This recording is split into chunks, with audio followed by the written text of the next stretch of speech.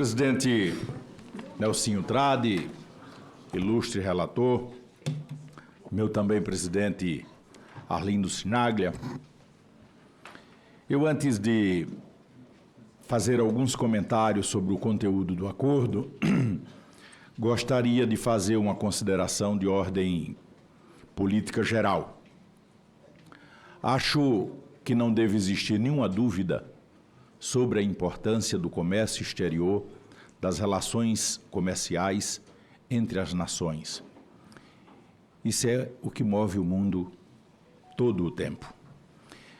Como também que as relações entre as nações guardam assimetrias importantes relacionadas ao processo interno vivido por cada uma dessas nações. O Brasil é um país que busca, a meu ver, menos que o necessário, se industrializar e exportar os produtos dessa industrialização, sem perder a sua capacidade muito forte em produtos derivados do nosso campo, da atividade desenvolvida no campo no Brasil. E o Brasil procura desenvolver a sua indústria e exportar para os Estados Unidos, para a Europa, para todo lugar, sem perder a sua capacidade no que a gente chama de agroindústria. Contudo, esses países industrialmente mais desenvolvidos, que buscam também vender os seus produtos, procuram encontrar condições de segurança alimentar, de não ficarem completamente desprotegidos, visando as questões de suas próprias soberanias. Então, isso é o que marca a relação comercial entre as nações. Cada um procura desenvolver as suas vantagens e diminuir as suas desvantagens. Esse acordo eu considero importante, mas acho insuficiente e não compreendo a pressa com que nós estamos tratando essa matéria. Na Europa isso ainda está judicializado. Não sabemos sequer quando isso vai ser concluído.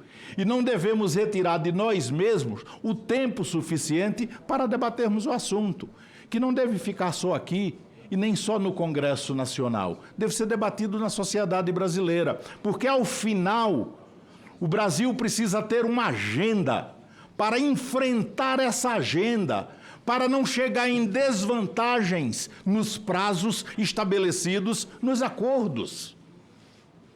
Mas no Brasil tem prevalecido o interesse do sistema financeiro e não o interesse de uma política arrojada de desenvolvimento nacional.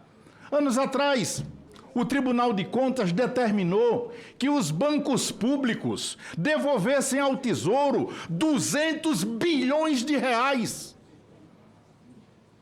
com a visão ridícula de tentar diminuir 0,2% da dívida pública, quando o investimento desses 200 bilhões poderia gerar até mais de 1% de crescimento econômico.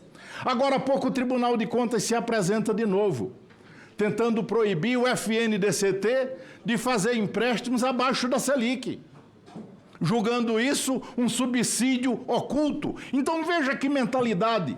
Funciona como guardião dos interesses do sistema financeiro e não do setor produtivo do país, e não da industrialização do país. Quando se manifesta fora da análise fria das contas, é representando os interesses do sistema financeiro. Por que digo isso? Porque o Brasil, após concluir esse acordo, precisa ter uma agenda com uma grande tarefa, com um grande propósito de chegar nas datas estabelecidas nos acordos em outras condições. Precisamos lutar também contra uma mentalidade que existe no empresário brasileiro, que sempre usou certas reservas e certas proteções para levar vantagem e não realizar também, no momento oportuno, o esforço para desenvolver tecnologia e para tornar o Brasil mais competitivo. Esse é um esforço que tem que ser capitaneado pelo governo e pelo mundo empresarial. Eu tenho, senhor presidente, aqui uma série de preocupações em notas que recolhi da CNI, da Fiesp, da ABMAC, da ABIQUIM, da ABINE, da CNI, que levantam uma série de preocupações, que não negam a importância do acordo, mas levantam preocupações com áreas no Brasil que serão duramente afetadas se o Brasil não correr contra o tempo nesse calendário apertado.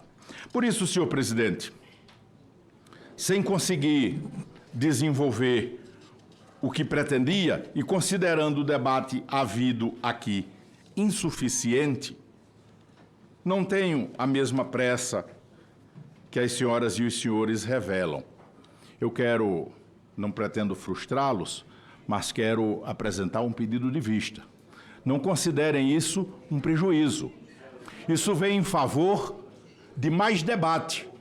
Isso vem em favor de mais esclarecimento, para que a sociedade brasileira tome conhecimento da importância do acordo, mas dos desafios que ele estabelece, que coloca diante de nós e que haverá de ser enfrentado pelos nossos governos, porque é um período que vai de 4 até 15 anos, pela sociedade brasileira e pelo setor produtivo. É essa a preocupação que tenho.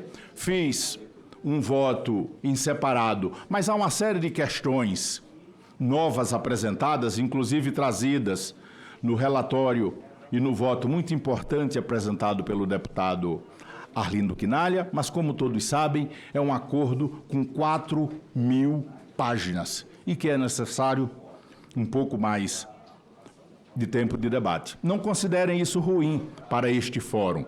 Ao contrário, isso deixa este fórum em evidência por mais um período, debatendo a matéria e ouvindo preocupações de setores econômicos que serão alcançados pelo acordo e conhecimento que é necessário que seja levado à sociedade brasileira como um todo. Não vejam isso como um prejuízo, é equivocado esse raciocínio. Esse calendário que nós nos impusemos, ele não tem nenhum sentido de ser, porque nós estamos fazendo com que a organização do calendário submeta a política a ele, quando deve ser exatamente o contrário. O calendário é que deve ser submetido à política e ao tempo necessário para o nosso debate.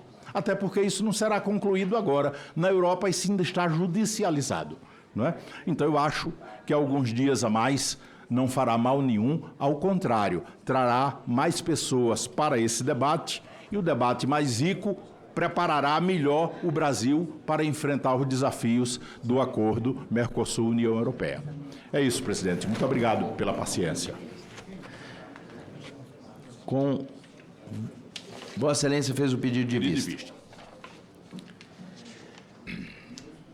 Nos termos do regimento interno, artigo 132, parágrafo 1º, o pedido de vista será deferido pelo presidente dessa sessão e voltará na próxima sessão ordinária para a deliberação dessa matéria, que deverá ocorrer na terça-feira, sem ser a próxima, porque é carnaval, terça, no dia 24, às 10 horas da manhã. Muito obrigado, presidente. Com a palavra, o deputado Heitor. Posteriormente, deputado Arlindo.